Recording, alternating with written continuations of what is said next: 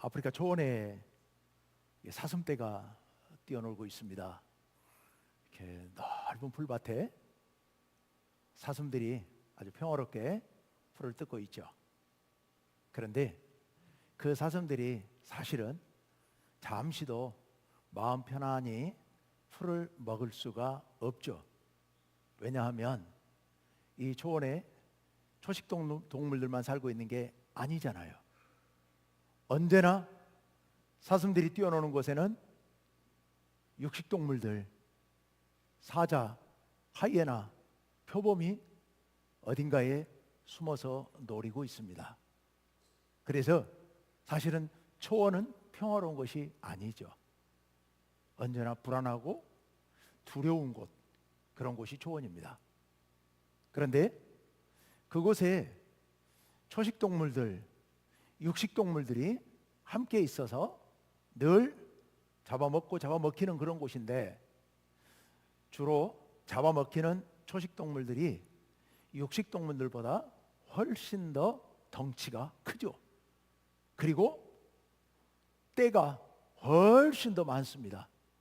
수백 마리, 수천 마리의 초식 동물들이 모여 다닙니다. 그리고 육식 동물들은 그보다 훨씬 사이즈가 작죠.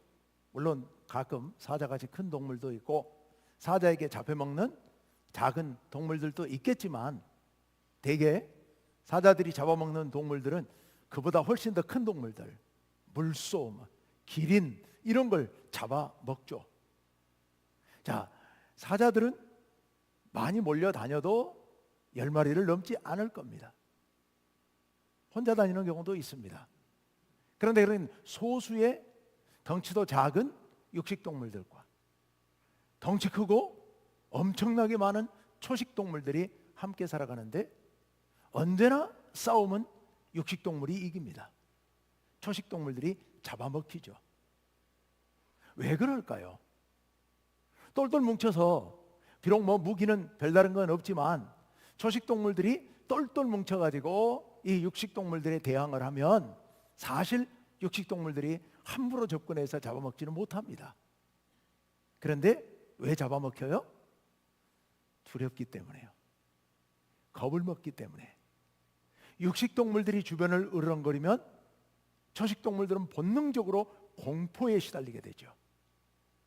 그래서 두려워 떨면서 도망갈 기회만 엿보게 됩니다.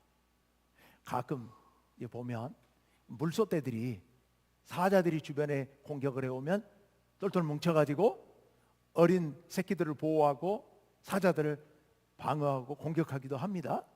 그러나 오래 버티지 못하죠. 공포심에 빠져서 한두 마리가 놀라서 갑자기 뛰어 도망치기 시작하면 다른 떼들도 우르르 다 사방으로 흩어지고 도망칩니다. 그때 빨리 도망치지 못하거나 혼자 한 곳으로 도망친 짐승이 잡아먹히게 됩니다. 결국은 두려움을 이기지 못해서 잡아먹히고 죽는, 이게 초식동물의 운명인 것 같아요. 그런데요, 그렇게 두려움에 휩싸여서 자기 스스로 중심을 잃어버리고 이성을 잃어버리고 어려움 속에 스스로 빠져드는 그런 존재가 동물들만은 아닌 것 같아요. 초식 동물들만은 아닌 것 같아요. 우리 인간도 그렇습니다. 우리 앞에도 늘 어려움이 닥치는데, 고난이 닥치는데, 두려운 일들이 생기는데, 그럴 때 두려워하지 않으면 넉넉히 극복할 수 있는 어려움인데도 불구하고 지레짐작으로 겁을 먹고 두려워하고 공포에 휩싸이게 되면 그 상황에 압도되어서 문제를 헤쳐나가지 못하고 결국 스스로 무너지고 마는 그런 경우가 너무도 많은 것 같습니다. 어떻게 하면 이 두려움을 이길 수 있는가? 이게 사실은 관건인 거죠. 그래서 우리의 싸움의 대상은 우리를 위협해오는 주변 환경이나 외부의 적이 아니라 어쩌면 스스로 두려움을 견뎌내지 못하는 내부에 있는지도 모르겠습니다. 오늘날 우리가 살아가는 이 세상, 온갖 어려움들이 우리를 위협해오고 있죠. 우리를 공격하고 있습니다. 지난 1월 20일경에 보건복지부에서 발표한 자료 하나가 있었습니다. 암 발생률 통계. 2023년 통계 기준으로 암 발생률에 대해서 발표를 했는데요. 발생 가능성이죠. 우리나라 우리 국민들의 암 발생 가능성, 발생률, 남자가 44.6%, 여자가 38.2%로 발표됐어요. 전 그거 보고 제가 너무 놀랐습니다. 44.8%면 거의 절반이잖아요. 둘 중에 한 명이잖아요. 우리 중에 둘 중에 한 명은 평생 동안 암에 걸릴 가능성이 높다는 얘기입니다. 이게 정말 무서운 일이죠. 우리는 늘 암이 아니어도 크고 작은 질병의 공포 속에, 두려움 가운데 살아갑니다. 제 나이 정도 되면, 좀 더 나이가 들면 치매에 대한 두려움을 안고 살아갑니다. 뇌혈관 질환에 대한 공포를 갖고 살아갑니다. 심장 문제가 생기지는 않을까 염려합니다. 이런 건강의 어려움들, 그뿐만이 아니죠. 우린 살다 보면 예상치 않게 갑작스럽게 들이닥치는 사건이나 사고에 휘말릴 가능성도 있습니다. 명절을 맞이해서 장거리 운전을 하셨겠습니다마는 도로를 달리다 보면 그런 두려움이 순간순간 우리를 찾아옵니다. 우리가 갑자기 들이닥치는 사건, 사고를 우리 스스로 피할 수 있는 건 한계가 있습니다. 피할 수 없는 상황이 우리 앞에 갑자기 닥칠 수도 있는 일이니까요. 그 밖에도 우리 삶의 위험은 곳곳에 도사리고 있습니다. 요즘은 국가 공동체가 통째로 위기에 처할 수도 있습니다. 경제적 위험이 시시각각으로 우리를 위협해 오고 있습니다. 최근 들어서 우리가 잘 알고 있지 않습니까? 강대국의 권력자들이, 통치자들이 극단적인 자국 이익 우선주의에 빠져서, 그리고 국민들이 또 그걸 열광하니까요. 얼마 전에 일본의 총선이 있었잖아요. 일본 중요한 선거가 있었는데요. 그런데 다카시라고 하는 그 여자 총리, 그 당 자민당이 압도적 지지를 얻었습니다. 왜요? 우리가 보기에 그렇게 썩 잘하는 것 같지 않는데 압도적 지지를 얻었습니다. 왜 그렇습니까? 국가 이익, 일본의 이익을 전면에 내세우니까. 중국하고 싸우더라도 우리의 이익을 앞세우고 내세우니까. 그러니까 국민들이 보기에는 좋은 거죠. 일본의 이익을 챙겨준다는데, 일본의 이익을 앞세운다는데 싫어할 이유가 없잖아요. 그런데 이게 일본만의 추세가 아니고 전 세계적인 추세가 되었습니다. 그 속에서 우리는 자칫 한순간 오판하고 잘못하면 우리는 큰 위험에 처할 수도 있습니다. 우리가 잘 알고 있는 것처럼 미국의 관세 압박이라든지, 러시아 우크라이나를 침공하는 문제라든지, 중국의 확장 전략이라든지, 이런 모든 상황 속에서 우리는 정말 살얼음판을 걷는 것과 같은 아슬아슬한 그런 국제 상황 속에서 우리가 하루하루 살아가고 있습니다. 곳곳에 개인적으로, 국가적으로 어려움들이 있습니다. 그런데 교회도 그렇습니다. 오늘날 기독교 신앙도, 교회도 많은 어려움 속에 빠져 있습니다. 한국 교회 지금 참 많이 어렵고 앞으로 더 어려워질 것 같은 생각이 듭니다. 그동안에 온갖 이단들이 많은 어려움들을 만들어 놨습니다. 세상 사람들은 우리 건전한 교회와 이단들을 애써 구분하려 하지 않습니다. 다 똑같다고 생각하는 거죠. 그래서 교회에 대해서 시선이 경계의 시선으로 자꾸만 바라보고 있습니다. 더더군다나 최근 들어서 어떤 일부 정치적 성향을 가진 세력들이 교회의 이름을 내걸고 정치적인 욕심을 위해서 이상한 행동들을 함으로 인해서 한국 교회가 통째로 오해받고 또 정치적으로 한쪽으로 내몰리는 그런 상황까지 처하고 있습니다. 그래서 교회가 전도하고 선교하는 일이 꽉 막혀버리는 그런 상황입니다. 앞으로 지금도 그렇습니다마는 20년, 30년 후에 한국 교회가 어떻게 될지, 100년 후에 한국 교회가 어떤 모습일지 상상이 되지 않는 그런 상황입니다. 사실은 우리의 자녀 세대들, 이 사회 속에서 우리의 자녀 세대들이나 그 다음 세대들이 과연 어떻게 살아갈지 도저히 예측이 안 되는 그런 상황입니다. 이런 어려움 속에서, 우리 개인들의 어려움 속에서, 이 국가적인 어려움 속에서, 교회적인 어려움 속에서 우리는 이 어려움을 어떻게 극복하면서 살아가야 할까요? 이 어려움 속에서 우리가 어떻게 하면 두려움을 떨치고 담대하게, 당당하게 우리의 길을 걸어갈 수가 있을까요? 오늘 본문 말씀이 그 어려운 상황 속에서 두려움을 떨치고 나아갈 수 있는 좋은 방법을 두 가지로 알려주고 계십니다. 자, 오늘 말씀 베드로후서 말씀인데요. 이 베드로후서, 베드로가 쓴 편지, 두 번째 편지이죠. 그런데 이 편지는 언제쯤 누구에게 보낸 편지인지 성경에 나와 있지 않습니다. 베드로후서에 그 얘기가 없어요. 그거 잘 모릅니다. 그렇지만 대략의 정황을 통해서 추측할 수 있죠. 일단 베드로 전서보다는 나중에 쓴 것이 맞는 것 같고요. 그러면 그때가 대략 언제쯤이냐? 내용으로 봤을 때 베드로가 죽기 얼마 전에 쓴 것 같아요. 그리고 그때 상황이 언제쯤인지 대략 짐작이 갑니다. 여러분, 베드로가 순교한 게 AD 60년대 후반일 거예요. AD 60년대 후반. 네로 황제가 대규모 박해를 했던 때가 64년, 그리고 67년에 네로가 죽어요. 그 사이에 베드로가 순교합니다. 그러면 그 어간 언제쯤 이 베드로 후서를 썼을 겁니다. 그 당시에 교회 앞에 엄청난 시련이 닥치고 있었습니다. 감당할 수 없는 큰 어려움이 닥치고 있었죠. 그 어려움 앞에서 베드로가 이 베드로 후서를 쓰고 있습니다. 어떤 문제들이었느냐?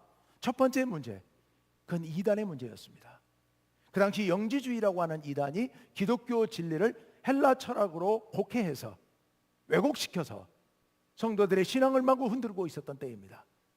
기독교의 진리와는 완전히 다른 방향으로, 기독교 같은데 전혀 다른 방향으로 교회를 이끌고 가고 혼란시켰던 그런 때입니다. 그로 인해서 교회가 큰 어려움을 겪었던 상황입니다. 두 번째 어려움은 로마의 박해요. 아까 말씀드렸습니다마는 AD 64년에 로마시에 대규모 화재가 발생했습니다. 대규모 로마 화재가 발생했는데 당시 네로 황제가 이 화재, 로마 대화재의 원인을 기독교인들에게 뒤집어 씌웁니다. 기독교인들이 불을 질렀다고, 이 화재를 일으켰다고, 방화했다고 그렇게 몰아서 기독교인들을 대규모로 박해하기 시작합니다. 그래서 많은 사람들이 붙잡혀서 원형경기장에 끌려가서 사자밥이 되거나 아니면 검투사들의 칼에 의해서 죽었습니다. 수많은 사람들이 박해되고 교회가 파괴되는 그런 큰 어려움을 겪게 되었었습니다. 로마뿐만 아니라 곳곳에 있는 식민 도시들에서 대규모로 기독교인에 대한 박해가 이루어졌던 시대가 바로 AD 60년대입니다. 그리고 세 번째 문제, 이 문제는 교회의 내적인 문제들이었습니다. 초대교회 성도들은요, 예수님의 재림이 곧 있을 걸로 생각했습니다.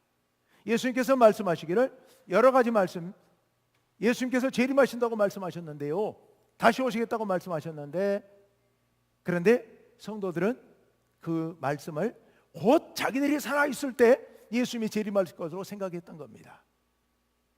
예수님께서는 그날과 그때는 아무도 모른다고 말씀하셨지만 사람들은 다 자기 좋을 대로 해석하는 버릇이 있죠. 그래서 언제 올지 모르지만 오신다고 하시는 말씀을 내가 죽기 전에 오실 것으로 해석을 한 겁니다. 그런데 예수님께서 오시질 않는 겁니다. 이제 예수님을 알고 예수님 말씀을 듣고 믿었던 1세대 성도들은 하나 둘 세상을 떠나기 시작합니다. 그들이 죽기 전에 예수님 오실 줄 알았는데 그들이 죽어가는데도 불구하고 예수님이 오시지 않습니다. 그러자 기독교인들 마음 가운데 불안한 마음이 작동되기 시작합니다. 예수님이 안 오시는 것 아닐까? 예수님의 약속이 혹시 거짓은 아닐까? 마음에 의심이 들기 시작하는 겁니다. 믿음이라고 하는 것이 한 번 흔들리기 시작하면요, 연쇄적으로 마음속에서 무너지기 시작하죠. 그래서 성도들 마음 가운데 우리가 믿는 이 예수님, 우리가 믿는 이 기독교의 진리가 혹시 거짓은 아닐까? 이런 불안한 마음, 두려운 마음이 들기 시작하는 겁니다. 그래서 그로 인해 교회가 술렁거리는데 하필이면 이단이 그 틈을 비집고 들어와서 예수님의 재림은 이미 지나갔다, 이미 더 이상 없다, 아니면 전혀 다른 교리를 가지고 가르치기 시작하죠. 이런 위기 상황. 그런데요, 설상가상으로 이런 위기 상황에서도 교회를 지탱하는 기둥 같은 존재였던 예수님의 사도들, 특히 그 중에서도 베드로의 죽을 날이 다가오는 겁니다. 베드로는 그것을 스스로 느끼고 있습니다. 이때 베드로의 나이가 아마도 70 전후였을 거예요. 70 전후였을 거예요. 그러면 자연적으로도 이제 죽을 때가 다가온 거죠. 그런데 예수님께서 요한복음 21장에 보시면 마지막에 베드로 네가 나를 사랑하느냐라는 말씀을 하신 후에 그 뒷말에 무슨 말씀하시냐면은 네가 이제 나중에는 다른 사람에게 팔을 벌리려니 다른 사람의 너를 묶어서 끌고 갈 것이다라는 그런 말씀을 암시하십니다. 순교할 것이라는 그런 암시를 주신 말씀이 있어요. 베드로는 그것을 자기가 순교할 것으로 믿고 있는 겁니다. 그런데 지금 네로의 박해가, 극심한 박해가 가해져 오고 있습니다. 자기를 서서히 쪼여오고 있는 걸 느끼고 있는 거죠.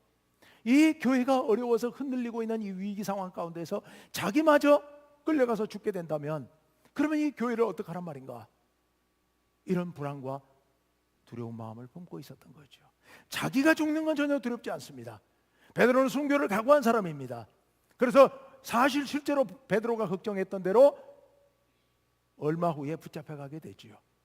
그래서 순교하게 되는데요, 십자가에 달려 죽게 되는데 자기는 예수님처럼 십자가에 달려 죽을 수 없다고, 나를 거꾸로 매달아 달라고 그래서 십자가에 거꾸로 못 박혀서 죽었다고 하는 전승이 있습니다.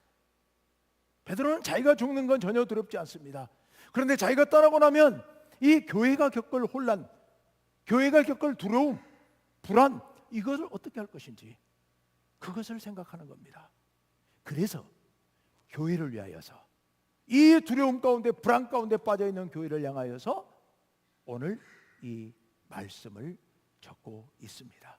우리가 읽은 말씀이 바로 그런 말씀이에요. 베드로는 두 가지를 붙잡으라고 말씀하고 있습니다. 그 중에 첫 번째 것이 뭐냐? 16절 말씀을 한번 읽어봅시다. 첫 번째 말씀이 16절부터 18절에 있는데요, 16절 말씀을 다 같이 읽습니다. 시작. 우리 주 예수 그리스도의 능력과 강림하심을 너희에게 알게 한 것이 교묘히 만든 이야기를 따른 것이 아니요 우리는 그의 크신 위엄을 친히 본 자라. 아멘. 예수 그리스도의 능력, 예수님께서 하나님의 아들로서 어떤 능력을 행하셨는가 하는 것, 그리고 강림하심, 재림, 너희들이 믿고 지금은 예수님의 재림이 늦어지는가 하면서 혹시 지나간 것은 아닌가, 이단 사설에 흔들리고 있는 너희들, 그런데 그것은 교묘히 만든 이야기가 아니다는 거예요. 교묘히 만든 이야기라는 게 무슨 얘기예요? 사람이 지어낸 이야기요, 사도들이 지어낸 이야기가 아니라는 거예요. 그럼 뭔데요? 우리는 그의 크신 위엄을, 여기 위엄은 그리스도의 영광이에요. 하나님의 아들로서의 영광이에요. 그 영광을 친히 본 사람들이다. 우리가 친히 보았다. 그러니 예수 그리스도의 능력도, 예수님의 재림도 거짓이 아니고 지어낸 얘기가 아니고 진실이다, 진리이다 라는 것을 베드로가 그의 성도들에게 강력하게 지금 이야기하고 있는 겁니다. 이 일은 내 두 눈으로 본 것이다. 그래서 나는 조금도 의심하지 않는다. 구체적으로 무엇을 보았다는 말씀일까요? 17절 말씀 다 같이요. 시작. 제국의 큰 영광 중에서 이러한 소리가 그에게 나기를 이는 내 사랑하는 아들이요 내 기뻐하는 자라 하실 때에 그가 하나님 아버지께 존귀와 영광을 받으셨느니라. 아멘. 이는 내 사랑하는 아들이요 내 기뻐하는 자라. 하늘에서 들려온 하나님의 음성입니다. 이 말씀이 성경에 2번 나오거든요. 2군데 나오거든요. 어디 나오냐면 한 군데는 얼마 전에 몇 달 전에 제가 설교했기 때문에 여러분 기억하고 있을 겁니다. 이는 내 사랑하는 아들이요 내 기뻐하는 자라. 어디 나옵니까? 예수님 요단강에서 세례받고 물에서 올라오실 때 하늘이 열리고 성령이 비둘기처럼 내려오면서 하늘에서 들렸던 음성. 근데 또 한 곳이 있죠. 그게 어디예요? 예수님께서 높은 산에 올라가서 변형되셨을 때, 변모되셨을 때, 그때 하늘로부터 제자들에게 들린 이야기예요. 마가복음 9장에 보면 예수님께서 베드로, 야고보, 요한 3명을 데리고 높은 산에 올라가셨죠. 기도하러 올라가셨습니다. 그런데 그로부터 엿새 전에, 일주일 전에 예수님께서 제자들에게 하신 말씀이 있었죠. 내가 예루살렘에 올라가면 죽는다. 십자가에 달려 죽을 것이다. 베드로가 깜짝 놀라서 예수님 어깨를 붙잡고 항변합니다. 그럴 수 없습니다. 예수님께서 물리치면서 십자가에 대해서 말씀하시고 너희도 십자가를 지고 나를 따르라고 말씀하셨어요. 그로부터 엿새가 지난 후에 예수님께서 3명의 제자만 거느리고 높은 산에 올라가 기도하셨는데 제자들이 졸다 보니까 예수님의 변형되신 거예요. 광채가 나는 겁니다. 그리고 옷이 하얀 빛으로 환히 빛나고 있는 모습입니다. 그리고 그 옆에 모세가 서 있고 엘리야가 서 있는 겁니다. 셋이 말씀을 나누시는데 들어보니까 이건 누가복음 9장에 보면 그 이야기의 주제가 나옵니다. 무슨 주제였느냐? 예수님께서 예루살렘에 올라가서 별세하실 것에 대한 이야기. 별세가 뭐예요? 십자가에 달려 돌아가시는 거예요. 그 이야기를 모세, 엘리야, 예수님 3분이서 이야기를 나누고 계시는 거예요. 왜 그 말씀을 들려주셨을까요? 엿새 전에 제자들에게 그 얘기를 예수님 하셨죠. 그런데 제자들의 반응은 안 된다고, 믿지 못하고 받아들이지 않았던 거예요. 그것을 그들에게 확실히 믿도록 하기 위하여서 이제 곧 예루살렘에 올라가서 십자가에 달려 죽을 텐데 그때 너희들이 준비하고 대처하라고 예수님께서 이 환상으로 그들에게 보여주신 거예요.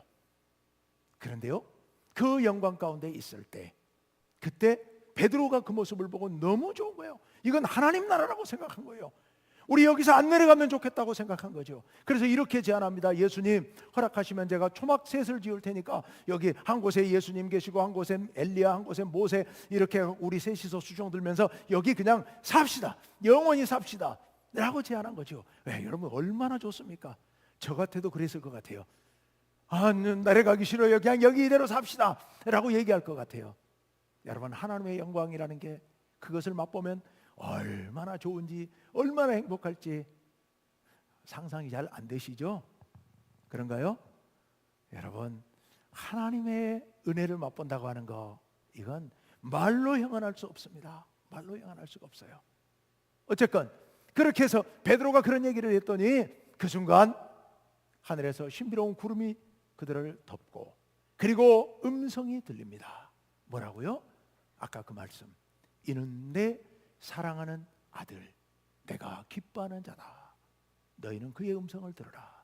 오늘 이 말씀에는 이 대목 앞에 그의 말을 들으라는 말씀은 안 나오지만 내 사랑하는 아들이요 내가 기뻐하는 자다라는 말씀을 들려주십니다. 그리고 나서 이제 원상으로 회복됐어요. 그리고 내려오다가 예수님께서 제자들에게 이야기하십니다. 오늘 본 것은 말하지 말라. 내가 죽었다가 부활할 때까지는 아무 얘기도 말하지 말라. 그래서 사실은 복음서 외에는 이 말씀은 안 나옵니다. 딱 한 번 여기 나와요. 오늘 읽은 본문에요. 왜 베드로가 이 말씀을 함구하다가 예수님 명령대로 말하지 않다가 지금 이 순간 이 말을 했을까요? 이 말을 반드시 해야 될 상황이라고 생각했던 겁니다. 성도들이 어려움 속에서 두려워하고 떨고 있으니까 떨지 말라고. 우리 예수님은 하나님의 아들이 확실히 맞다고, 내가 영광을 보았다고, 하나님께서 말씀으로 분명히 말씀해 주셨다고, 나 혼자 들은 것도 아니고 야고보와 요한 셋이 같이 들었다고. 물론 야고보는 이미 순교했습니다마는 이미 요한도 살아있고 내가 들은 얘기라고 오늘 그렇게 얘기해 주고 있는 겁니다. 이 신비로운 광경, 이것을 보았노라고요. 그래서 이렇게 말씀하죠. 18절 다 같이요, 시작. 이 소리는 우리가 그와 함께 거룩한 산에 있을 때에 하늘로부터 난 것을 들은 것이라. 아멘. 아멘. 하늘로부터 난 음성을 들었다라는 겁니다. 여러분, 베드로가 지금 무슨 얘기를 하고 있느냐? 너희가 지금 그렇게 마음이 연약해지고 두려움 속에서 시련을 앞에 두고서 두려워하고 떨고 있지만 두려워하지 말라. 내가 친히 경험했다. 내가 들었다. 내가 두 눈으로 똑똑히 보았다. 그러니 이 경험을 붙잡으라. 나는 이 경험을 붙잡고 조금도 의심하지 않는다. 너희도 내 이 경험을 기억하면서 흔들리지 말라. 여러분, 우리가 신앙생활하면서 체험을 하는 경우가 있습니다. 다는 아닙니다만은 어떤 사람들은 예수님을 처음 믿을 때 큰 감동을 받은 일이 있을 수 있습니다. 말씀을 읽다가 그 말씀이 어느 순간 나에게 가슴에 확 꽂히는 그런 감동을 느낄 수도 있습니다. 기도하는데 나도 모르게 눈물이 주르르 흐르고 하나님 앞에서 정말 가슴이 뜨거워지는 그런 경험을 하는 사람도 있을 겁니다. 설교를 듣다가 마음에 큰 감동이 올 때도 있을 겁니다. 내가 간절히 기도했던, 수없이 기도했던 어떤 일이 한순간 하나님의 은혜가 아니고서는 도저히 설명할 수 없는 은혜로 일이 이루어지는, 기도가 응답되는 그런 경험을 할 수도 있을 겁니다. 이런 경험들은요, 늘상 있는 경험은 아닙니다. 일생에 몇 번, 아니면 한 번, 아니 한 번도 아니 없는 경우도 있을 수 있습니다. 이럴 때 우리는 그 경험을 절대로 놓치지 마세요. 잊지 마십시오. 붙잡으셔야 됩니다. 붙잡으셔야 돼요. 제 경험을 자꾸 얘기를 하는데요, 제가 고등학교 때부터 내 목사 되겠다고, 신학교 가겠다고 큰 마음을 먹고 농사 짓다가 농사 때려치우고 그리고 대학을 갔어요. 신학교를 간 게 아니고 일반 대학에 가서 철학을 공부한 후에 신학 대학원을 가겠다고. 그런데 철학 공부하다가 변심해가지고 그래서 신학을 포기하고 안 갔잖아요. 이유가 속에 자꾸 믿음이 약해지면서 의심이 들면서 이건 이래 갖고는 내가 목사 못할 것 같다. 내가 성실한 신앙인은 될 자신이 있었어요. 그때도. 왜냐하면 20여 년 동안 성실하게 신앙생활해 왔으니까. 그런데 목사가 되면 안 되잖아요. 믿음도 없는 사람이 어떻게 목사가 됩니까? 그래서 제가 안 믿어져서. 근데 안 믿어진 게 왜 안 믿어지느냐? 내가 믿게 해달라고 하나님 내 기도에 응답을 좀 해주시든가, 음성을 들려주시든가, 뭔가 좀 가슴 뜨거운 그런 경험을 하게 해달라고 아무리 기도해도 아무 반응이 없는 거예요. 그래서 안 계신가? 이런 생각이 저를 사로잡았던 거예요. 그런데 제가 간절히 기도하는 중에 40살이 넘어서 하나님께서 제게 감동을 주셨는데요, 십자가에 달리신 그 예수님의 모습을 제가 눈앞에 똑똑히 환상처럼 제가 경험하게 되면서 그동안의 제 속에 켜켜이 쌓여있던 그 의심의 덩어리가 한순간 다 날아갔어요. 그래서 제가 말씀 듣고 앉아있다가 설교 중에 하나님이라는 소리만 나와도 눈물이 줄줄 흐르는 그런 경험을 오랫동안 하게 됐어요. 그러면서 제가 그제사 정신 차리고 이제는 내가 목사 해봐야겠다. 하나님이 아직도 저를 버리지 않으셨다면 제가 해야 되겠다라고 생각했고, 그래서 신학교를 갖고 목사가 됐는데요, 그렇게 수많은 의심에 시달리던 제가요, 그날 이후 지금껏 단 한 번도 의심을 해본 적이 없습니다. 제가 가끔 가다가 마음이 약해지고 지치면요, 하나님 앞에 엎드려서 그때 그 기억을 떠올립니다. 주님의 십자가를 묵상합니다. 그러면 다시 제 속에 뜨겁게 은혜가 되살아나고 다시 일어설 수 있는 그런 힘이 생깁니다. 여러분, 하나님께서 여러분에게 베푸신 은혜, 그것이 크든 작든 놓치지 마시고 붙잡으시길 바랍니다. 그것을 붙잡고 있어야 어려움이 닥쳐왔을 때 이겨낼 수 있습니다. 어려움이 닥쳐서 마음속에 불안이 들고 두려운 마음이 생기고 의심하는 마음이 들 때 이 은혜를 굳게 붙잡으셔야 됩니다. 그래야 흔들리지 않을 수 있습니다. 베드로가 그것을 지금 이야기하고 있는 겁니다. 두 번째, 그런데 첫 번째 이 경험은 없는 사람도 상당히 많을 거예요. 나는 지금껏 기도했는데 한 번도 가슴이 뜨거워진 적도 없고 감동을 받은 적도 없는데 그럼 어떡하란 말이냐? 혹시 그런 분들이 계실지 모릅니다. 그런 분들을 위해서 더 확실한 말씀을, 아까 그 첫 번째 것은 어떤 사람은 있고 어떤 사람은 없어요. 그런데 이 두 번째 것은 누구도 부인할 수 없는 더 분명하고 확실한 그런 증거를 우리에게 말씀해 주십니다. 이 말씀의 해석이 가끔 오해를 불러일으켜서 제가 19절 말씀을 세번역 성경으로 함께 읽어봅시다. 세번역 성경으로 19절 말씀입니다. 다 같이요, 시작. 또 우리에게는 더욱 확실한 예언의 말씀이 있습니다. 여러분의 마음 속에서 날이 새고 샛별이 떠오를 때까지 여러분은 어둠 속에서 비치는 등불을 대하듯이 이 예언의 말씀에 주의를 기울이는 것이 좋습니다. 아멘. 우리에게 확실한 예언의 말씀이 있다고 말씀하고 있습니다. 우리에게 더욱 확실한. 그러면 이 더욱 확실한 예언의 말씀은 어떤 말씀이냐? 어떤 특별한 특정 말씀을 이야기하고 있는 게 아닙니다. 여기 확실한 예언의 말씀은 성경 말씀을 이야기하는 겁니다. 성경 말씀, 성경 전체의 말씀, 그 중에서도 특별히 구약 성경에 예수님에 대해서 예언하고 있는 말씀들, 이 말씀들을 얘기하는 겁니다. 이 말씀을 붙잡아야 된다고 말씀하고 있습니다. 그래서 여러분의 마음속에서 날이 새고 샛별이 떠오를 때까지 여러분은 어둠 속에서 비치는 등불을 대하듯이, 여러분 깜깜한 어둠 속에서, 지난주 설교에서 말씀드렸죠.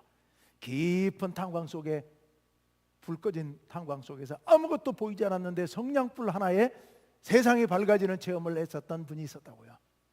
여러분, 깜깜한 어둠 속에서 등불이 있으면 그거 얼마나 좋겠습니까? 그 등불을 의지해서 밝게 살아갈 수가 있는 거죠. 우리가 이 하나님의 말씀을 깜깜한 어둠 속에서 대하는 등불처럼 그렇게 대하라고 말씀하고 있습니다. 그래서 이 예언의 말씀에, 이 성경 말씀에 주의를 기울이라 라고 말씀하십니다. 첫 번째 것이 뭐였다고요? 우리의 신앙의 체험을 잊지 말고 붙잡으라. 두 번째 것이 뭐라고요? 하나님 말씀을 굳게 붙잡으라. 이 말씀을 붙잡아야 된다.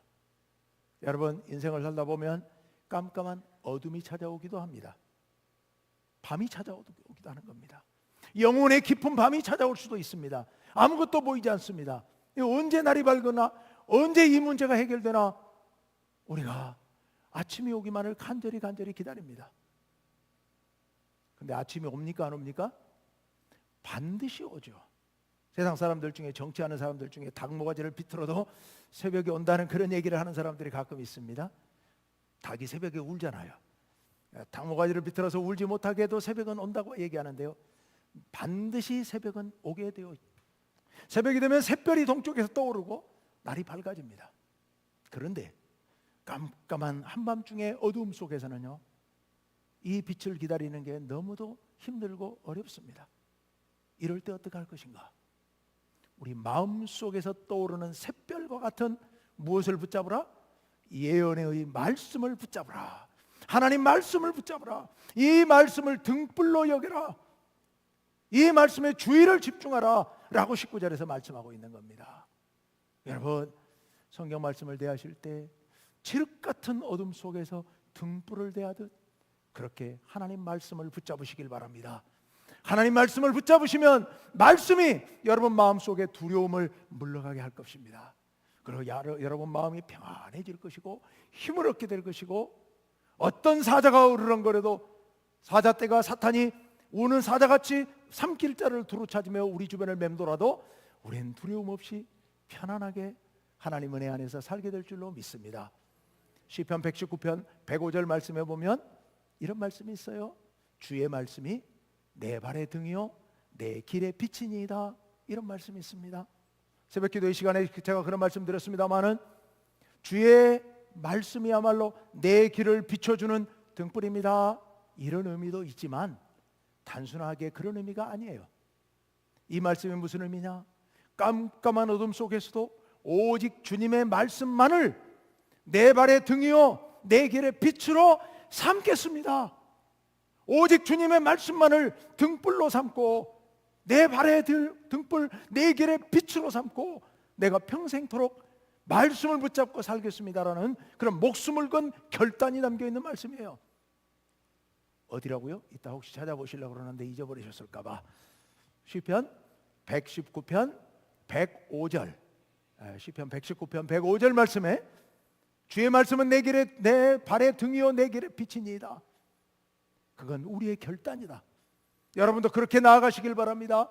이 어려운 세상 가운데서, 두려운 세상 가운데서 어찌 될지 알지 못하는 우리의 운명 앞에 두고서 우리는 주님의 말씀을 굳게 붙잡아야 합니다. 말씀을 굳게 붙잡아야 한다. 우리는 초원의 초식동물 같은 존재들이에요. 사자떼가, 하이에나 떼가 표범이 우리 주변을 맴돌고 있습니다. 우리가 살 길은 두려워하지 않고 뭉치는 길밖에 없습니다. 똘똘 뭉쳐야 돼요. 어떻게 하면 두려움을 떨쳐낼 수 있겠습니까? 첫 번째는 어떻게 하라고요? 우리의 신앙의 체험을 굳게 붙잡으라. 두 번째는 무엇을 붙잡으라? 하나님의 말씀을 굳게 붙잡으라.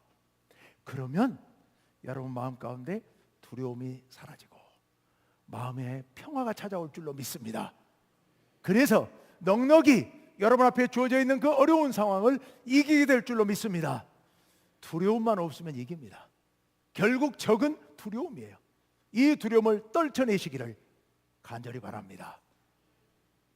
넉넉히 이기고 승리하게 될 줄로 믿습니다. 기도합시다. 아버지 하나님, 우리 앞에는 악한 사자가 우리를 삼키려고 울부짖으며 우리 주변을 맴돌고 있습니다. 주님, 그러나 우리들 두려워하지 말게 하여 주옵소서. 하나님께서 우리에게 주신 신앙의 체험을 굳게 붙잡게 하시고 주님의 말씀, 예언의 말씀을 굳게 붙잡게 하여 주옵소서. 어둠 가운데 떠오르는 샛별처럼 우리 앞을 비추는 등불처럼 여기게 하시고 굳게 붙잡고 그 말씀만을 의지하며 두려움을 이기고 불안을 이기고 이 어려운 상황들을 헤쳐나가는 저희들 되게 하여 주옵소서. 예수님 이름으로 기도하옵나이다. 아멘. 사도신경으로 신앙 고백